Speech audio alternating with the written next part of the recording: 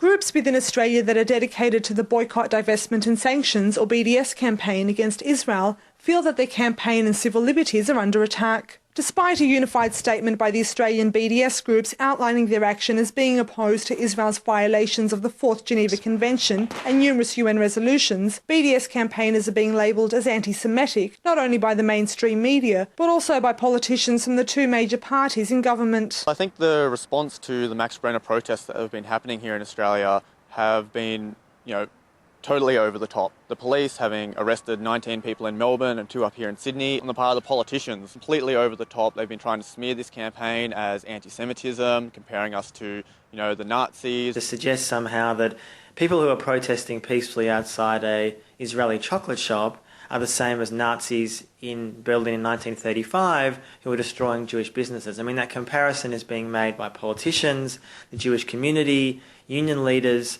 In fact, there's very few people who aren't saying that in the mainstream. And I think it's outrageous as someone Jewish to make any kind of comparison between the two. The campaign against the Max Brenner Café, which is both Israeli-owned and a material supporter of the Israeli army, has led to moves in the Australian government to criminalise the boycott. Rather than actually answering the questions like, why is Israel still occupying sections of the West Bank and closing off Gaza to the world? Why are the Palestinians still the largest refugee population in the world?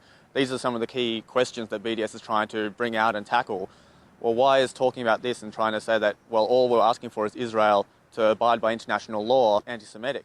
Earlier this week, the Greens attempted to push a motion through Parliament protecting people's right to exercise ethical purchasing in the form of boycotts. The motion was later amended by a Liberal senator.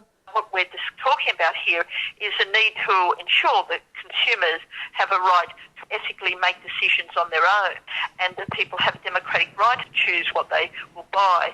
Recently in Australia there has been quite a debate about the issue of boycotting goods as a form of political protest, and the Greens were working to establish that people have that right and to demonstrate our support for that. In a further show of support for Israel, the Australian government will join a growing list of Western governments in boycotting UNESCO's anti-racism summit, due to be held in New York in September, claiming the high-level conference will be a platform for anti-Semitism. Australia's withdrawal comes at a time when the federal government is pushing for a seat on the UN Security Council, a bid that some analysts believe will be undermined by the government's boycott of the high-level meeting. Analysts believe that Australia's withdrawal from the Durban conference and the failure to recognise the right of protest groups to engage in ethical boycotts highlights the government's uncritical support for Israel and its interests in spite of the rights violations of its own citizens.